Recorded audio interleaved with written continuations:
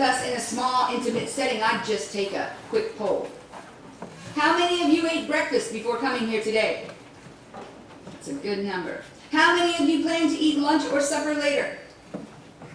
Also a good number.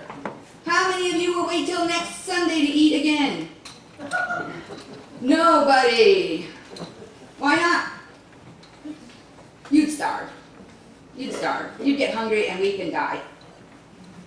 And I do see that all of you got up this morning and put on some clothes.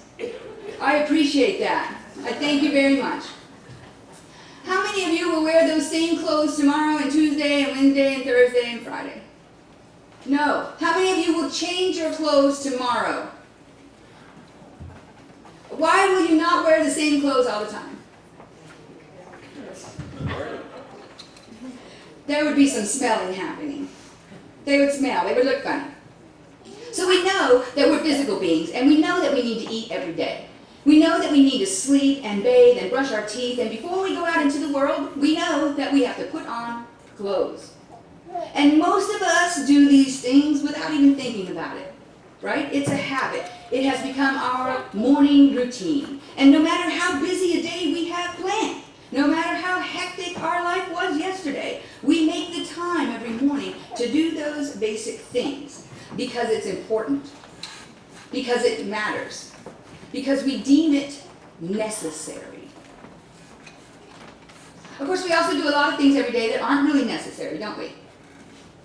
So what do you think? Necessary or not necessary? Feed the children. Necessary. Walk the dog. Oh, that's necessary. Have a cup of coffee. Right? You're my people. My people. Check your email.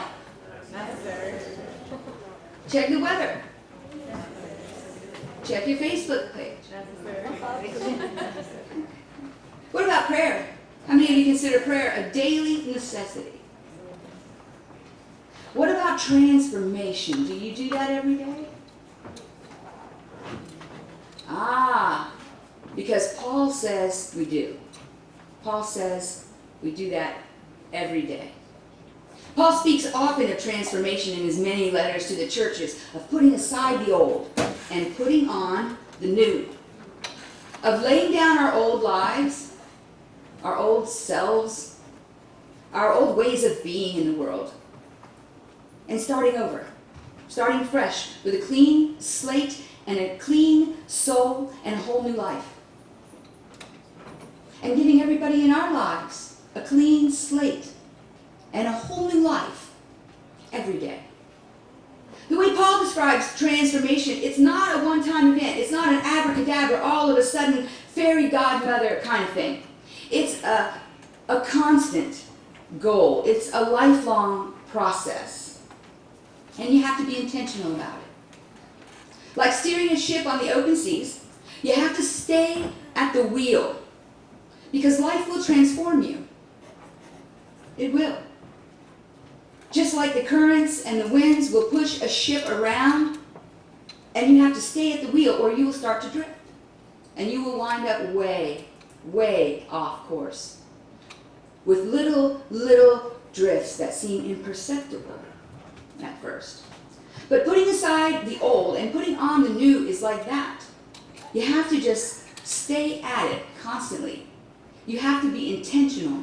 You have to know where it is you want to go. For instance, resolve to be more patient with your family members, and you'll probably have to resolve all over again tomorrow. Because believe it or not, it just won't come automatically after that. I resolve to be more patient, and from this day forward, it just doesn't work like that, does it? You have to get up the next day and resolve to do it again. Or give your life to God, and pretty soon you'll have to do it again. Because you will take it back. You will take it back time and time again. One of my colleagues in ministry likes to say, that's the problem with a living sacrifice. Its tendency to crawl off the altar.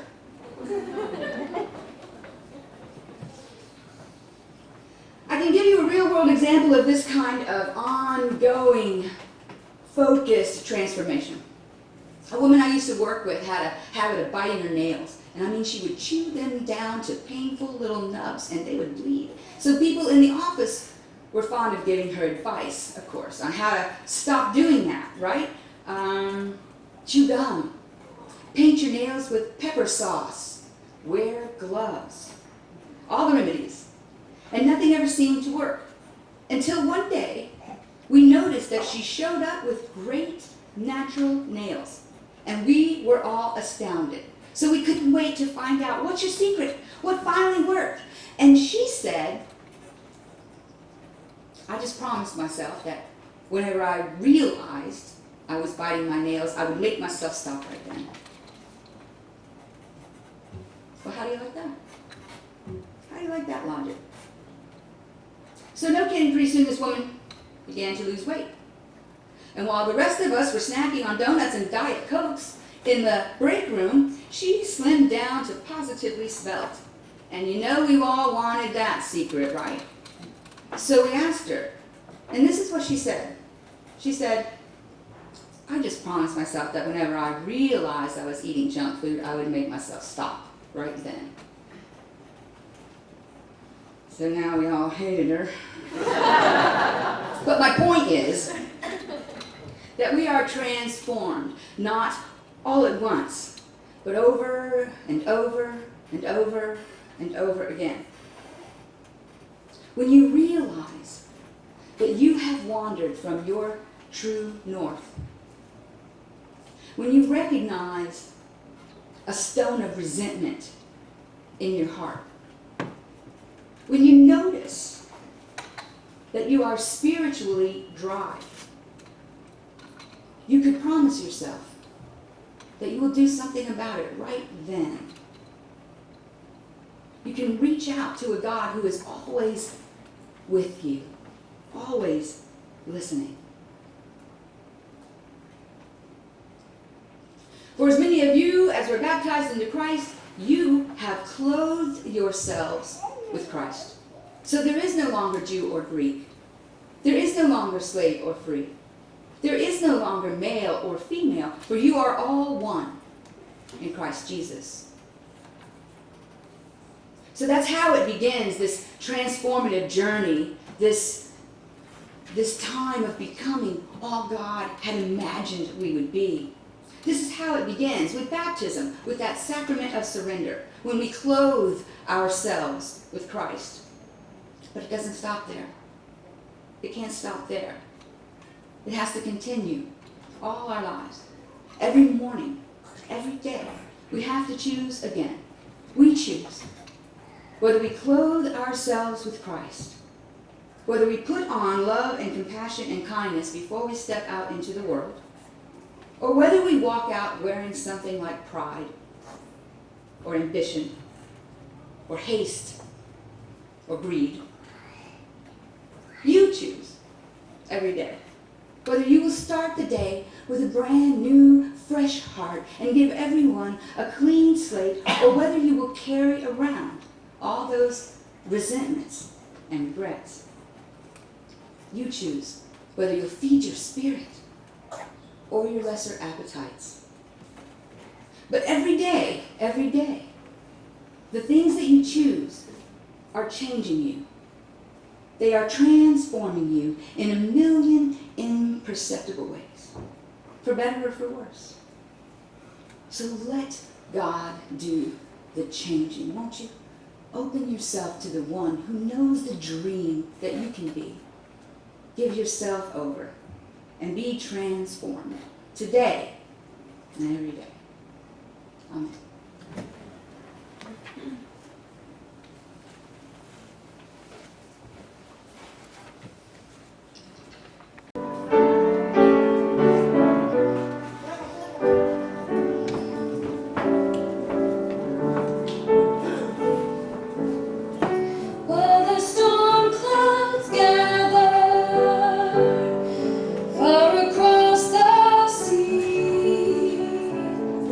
Let us swear.